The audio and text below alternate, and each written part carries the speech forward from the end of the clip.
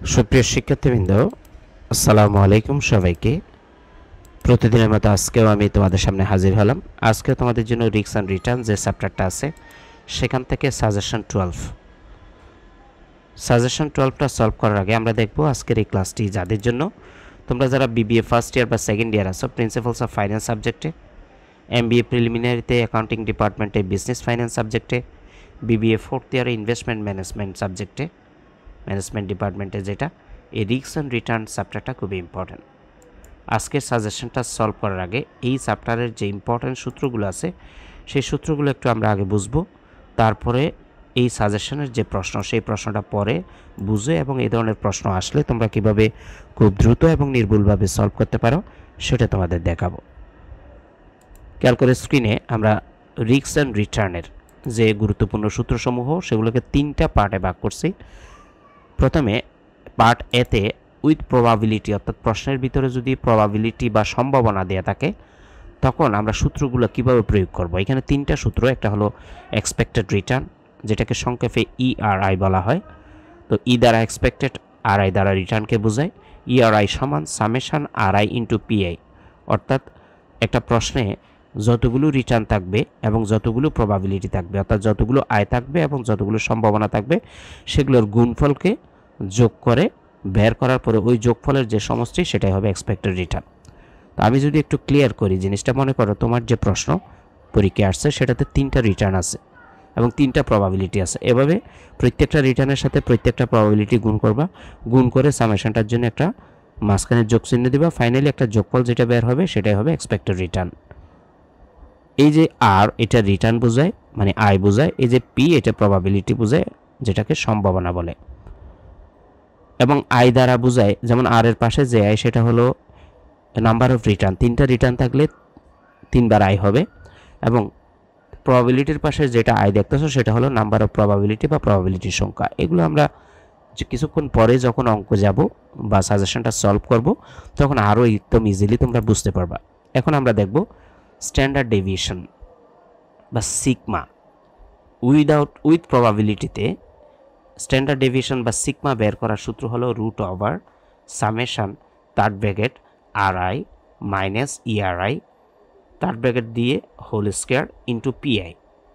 অর্থাৎ আমরা সহজে বলতে পারি যে রিটার্ন থেকে এক্সপেক্টেড রিটার্ন মাইনাস করে তার বর্গ করব, বর্গ করার পরে যে প্রবাবিলিটি থাকবে সেখান থেকে প্রথম প্রবাবিলিটি দিয়ে গুণ দেওয়ার পরে এই সামেশনটার জন্য একটা প্লাস চিহ্ন বসাবো। এভাবে দ্বিতীয় রিটার্ন থেকে এক্সপেক্টেড রিটার্ন মাইনাস করে তার উপর বর্গ করার পরে দ্বিতীয় প্রবাবিলিটি দিয়ে গুণ দিব, আবার এই সামেশনটার জন্য একটা প্লাস চিহ্ন দিব। এভাবে যতটা রিটার্ন থাকবে ততটা রিটার্ন থেকে এক্সপেক্টেড রিটার্ন মাইনাস করে বর্গ করার পরে তাদের প্রবাবিলিটি দিয়ে গুণ করব এবং প্রতিটার শেষে মাঝখানে একটা কী দিব, যোগ চিহ্ন দিব এই সামেশনটার জন্য। তারপরে যোগফলগুলো করার পরে এই বর্গমূল বা রুট ওভার করে নিলে তুমি উইথ প্রবাবিলিটিতে স্ট্যান্ডার্ড ডেভিয়েশন পেয়ে যাবা। 3 নম্বর যে সূত্র সেটা হলো covariance between stock A and B. এটার অর্থ হলো স্টক এ অ্যান্ড বি এর কোভেরিয়েন্স যখন বের করতে বলে তখন এই সূত্রটা ব্যবহার হবে। কোপ এবি সমান, দেখো কোভেরিয়েন্স এটার সংক্ষিপ্ত রূপ হলো কোপ, আর এবি বলতে স্টক এবিকে বোঝাচ্ছে। সহজ কথায় এই পুরো লাইনটার সংক্ষিপ্ত রূপ হলো কোপ এবি। কোপ এবি দ্বারা বোঝায় কোপ এবি সমান পুরো লাইনকে যদি আমি বলি যে covariance between stock A and B, তো এই কোপ এবির সূত্র হলো summation third bracket R A minus E R A, third bracket শেষ করব, আবার R B minus E R B, এই দুইটার গুণফলকে প্রবাবিলিটি দ্বারা গুণ করব এবং প্রতিটা প্রবাবিলিটির গুণ করার শেষে এই সামেশনটা দিয়ে একটা প্লাস চিহ্ন দিব, এবার সবগুলো যোগ করে কোপ এবি পেয়ে যাব। এই যে 3টা সূত্র উইথ প্রবাবিলিটিতে আমরা দেখলাম, এগুলো কিছুক্ষণ পরে আমরা যখন অঙ্ক প্রয়োগ করব আর একটু ডিটেলস বুঝবো।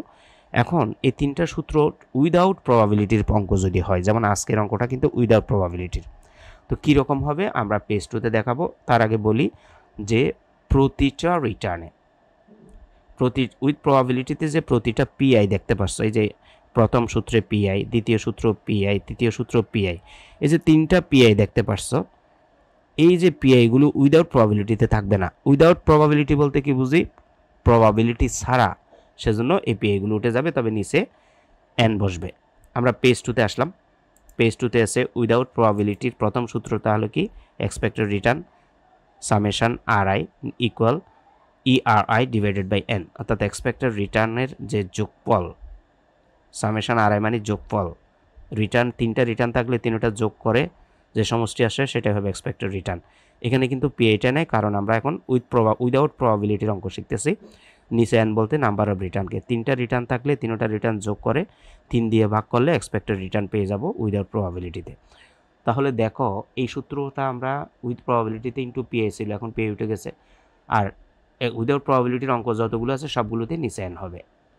2 নম্বর সূত্র দেখো, স্ট্যান্ডার্ড ডেভিয়েশন বা সিগমা সমান root over summation third bracket RI minus ERI whole square divided n-1। আমরা কিছুক্ষণ আগে যে সূত্র শিখছি সেখানে কিন্তু কী ছিল, উপরের অংশটাতে একটা ইন্টু পিআই ছিল, এই পিআইটা উঠে গেছে আর নিচে n বসছে।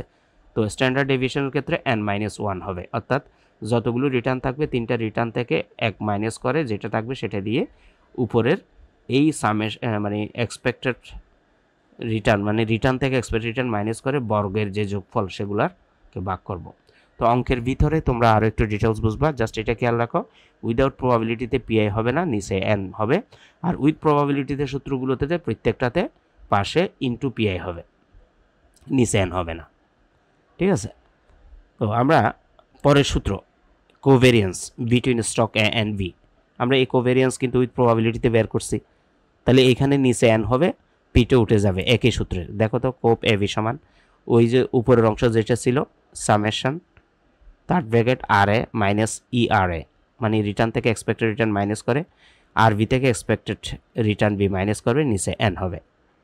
পি আইটা উঠে গেছে, জাস্ট নিচে n বসছে। আগের সূত্রে ইন্টু পিআই ছিল, নিচে n ছিল না, এখন পিআইটা উঠে তার পরিবর্তে কী বসছে, n বসছে, যাতে এতটুকুই পার্থক্য। তাহলে আজকের অঙ্কটা যেহেতু উইদাউট প্রবাবিলিটির অঙ্ক করাবো, সেজন্য মনোযোগ দিয়ে এই তিনটা সূত্র একটু খেয়াল করবা। ঠিক আছে, আগে কিন্তু 1 থেকে 11 পর্যন্ত যতগুলো অঙ্ক করাইছি সবগুলো উইথ প্রবাবিলিটির। এখন আমরা পার্ট সিতে যাব, পার্ট সিতে আসলাম। পার্ট সিতে যে দুইটা সূত্র এগুলো দুইটাতেই লাগে, correlation of coefficient between stock A and B, অর্থাৎ স্টক এ অ্যান্ড বি এর মধ্যে যে সহসম্বন্ধ, কোরিলেশনকে সংক্ষেপে ছোট হাতের R দ্বারা প্রকাশ করা হয়, আর এ B equal cov A B divided sigma S sigma B. Cov A B কে correlation of coefficient between stock A and B কে সিগমা এ ভি এর গুণফল দ্বারা ভাগ করলে আমরা কি পাবো, আর এ ভির মান অথবা correlation of coefficient between stock A and বির মান পেয়ে যাব।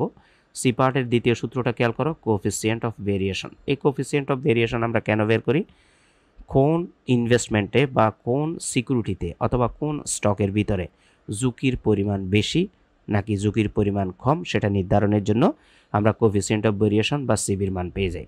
সিভি সমান SD divided expected return into 100। তাহলে CV coefficient of variation, SD মানে স্ট্যান্ডার্ড ডেভিয়েশন, আমরা কিছুক্ষণ আগে বের করছি স্ট্যান্ডার্ড ডেভিয়েশন, এক্সপেক্টেড রিটার্নও বের করছি, এসডিকে এক্সপেক্টেড রিটার্ন দিয়ে ভাগ করে 100 দিয়ে গুণ করলে আমরা সিভির মান পেয়ে যাব। এই যে সূত্রগুলো শিখলাম, এখন আমরা আমাদের মূল কাজে যাব। মূল কাজ বলতে কি, আমাদের যে সাজেশন 12-এর প্রশ্নটা দেখি একটু।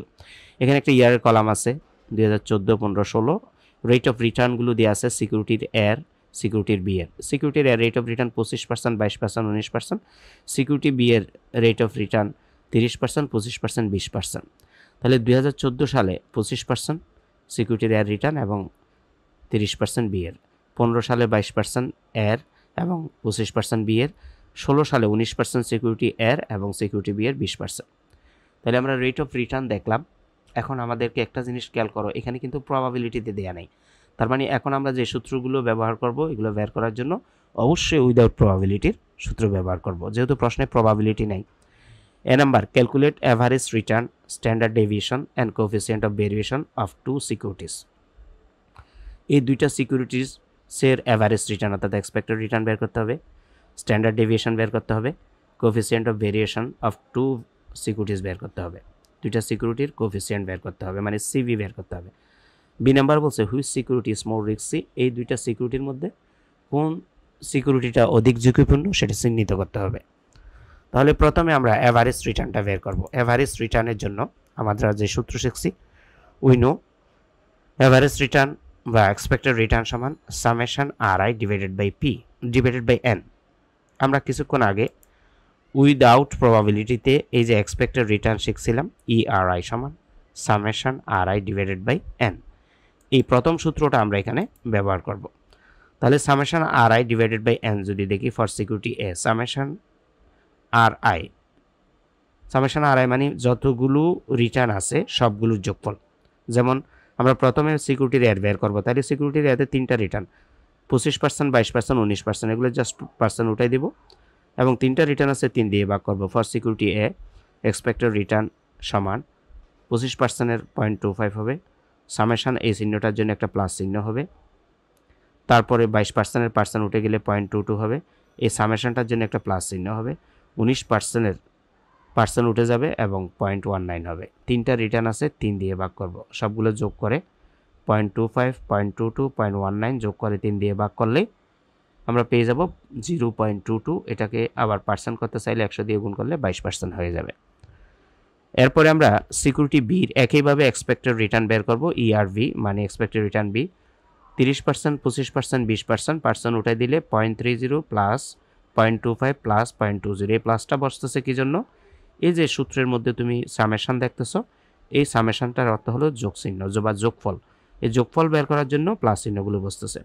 3 দিয়ে ভাগ করলে 0.25 এবং 100 দিয়ে গুণ করলে 25% পেয়ে যাবা। তাহলে আমরা এই যে তিন মানে ক্যালকুলেট অ্যাভারেজ রিটার্ন বের করলাম 3টার মধ্যে, দ্বিতীয়টাতে বলতে স্ট্যান্ডার্ড ডেভিয়েশন বের করার জন্য আমরা পরের পেজে যাব।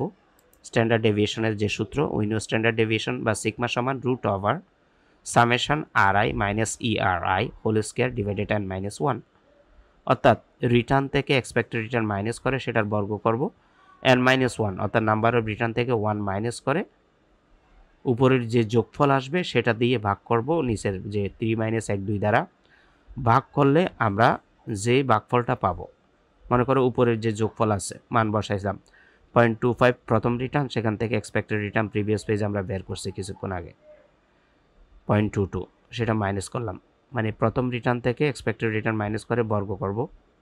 যেহেতু উইদাউট প্রবাবিলিটির অঙ্ক সেজন্য এখানে পি বসবে না। তারপরে এই সামেশনটার জন্য প্লাস চিহ্ন দিব, এভাবে দ্বিতীয় রিটার্ন ছিল 22% অর্থাৎ 0.22 মাইনাস করব এক্সপেক্টেড রিটার্ন 0.22, তাহলে 0.22 থেকে 0.22 গেলে 0, 0-এর উপরে বর্গ করলে 0ই হবে। এভাবে 0.19 তৃতীয় রিটার্ন থেকে এক্সপেক্টেড রিটার্ন মাইনাস করে বর্গ করে যে কাজটা হবে, তিনোটা যোগ করার পরে আমরা 2 দিয়ে ভাগ করব। 0.0018কে 2 দিয়ে ভাগ করলে আমরা 0.0009 পাবো, আবার সেটার বর্গমূল করলে 0.03 অথবা 3% পাবো। স্ট্যান্ডার্ড ডেভিয়েশন বা সিগমা এ বের করার পরে প্রথম সিকিউরিটির, এখন আমরা দ্বিতীয় সিকিউরিটির অর্থাৎ for security B sigma B সমান একই সূত্রটা বসাবো, জাস্ট মানটা আমরা চেঞ্জ করে নেব।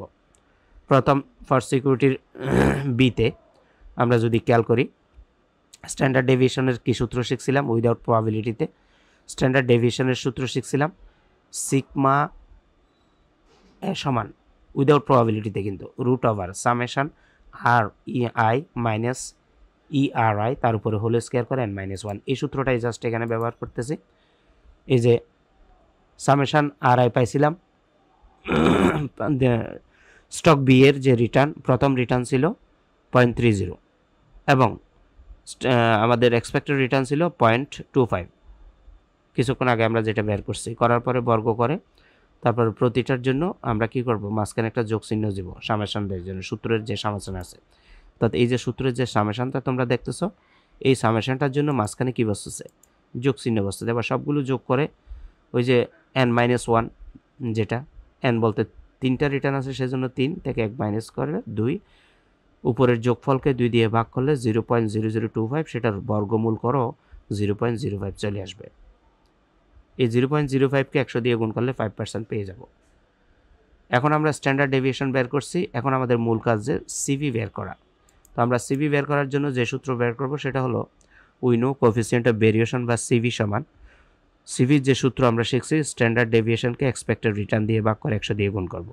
তাহলে আমরা স্ট্যান্ডার্ড ডেভিয়েশন কিছুক্ষণ আগে কত বের করলাম, সিকিউরিটির এর বের করলাম 0.03। আমরা যদি খেয়াল করি, দেখো এই যে স্ট্যান্ডার্ড ডেভিয়েশন বা সিগমা এ সিকিউরিটির এর 0.03 এবং সিকিউরিটি বি এর 0.05, এই যে স্ট্যান্ডার্ড ডেভিয়েশন যেগুলো আছে স্ট্যান্ডার্ড ডেভিয়েশন বসাইলাম এবং এক্সপেক্টেড রিটার্ন দিয়ে ভাগ করব। আমরা এক্সপেক্টেড রিটার্ন কিছুক্ষণ আগে বের করছি, ফর সিকিউরিটি এর এক্সপেক্টেড রিটার্ন বের করছি 0.22 এবং সিকিউরিটি বি এর 0.25, এগুলো দিয়ে আমরা কি করব, ভাগ করব।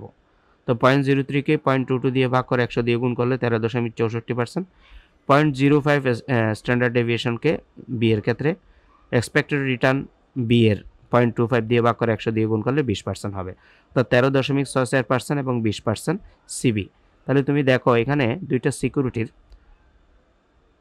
সিকিউরিটিরই কি আছে, 13.64% আর একটা 20%। ছোট কোনটা, ফার্স্ট সিকিউরিটি এস ছোট, বড় কোনটা, বি এর সিবি বড়, ফার্স্ট সিকিউরিটি বি এর সিবি বড়। আমরা জানি কি যে সিকিউরিটির বা যে স্টকের সিবির মান বড় হয় সেটা বেশি ঝুঁকিপূর্ণ, এবং যেটা সিবির মান ছোট হয় সেটা কম ঝুঁকিপূর্ণ। এক্ষেত্রে সিকিউরিটি বি এর যেহেতু 20% এবং সিকিউরিটি এ 13.64%, তাহলে সিকিউরিটি বিটা বেশি ঝুঁকিপূর্ণ কারণ তার সিবি বড়।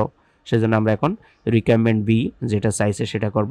রিকোয়ারমেন্ট বিতে যেটা চাইছে যে which security is more risky, মানে কোন সিকিউরিটিটা বেশি ঝুঁকিপূর্ণ। তাইলে অবশ্যই এখন আমরা সিদ্ধান্ত দিতে পারবো security B is more risky because it's CB is higher than security A. তো আমরা উইথ প্রবাবিলিটিতে 11টা অঙ্ক করাইলাম। আজকে থেকে উইদাউট প্রবাবিলিটির যে অঙ্কগুলো সেগুলো করাবো। প্রথম অঙ্কটা গেল, ভালোভাবে প্র্যাকটিস করবা। এই অঙ্কটা ভালোভাবে প্র্যাকটিস করলে পরবর্তী যতগুলো অঙ্ক আছে সবগুলো অঙ্ক তোমরা ইনশাল্লাহ পারবা। সবার জন্য শুভকামনা রইল। আসসালামু আলাইকুম ওয়া রাহমাতুল্লাহি ওয়া বারাকাতুহু।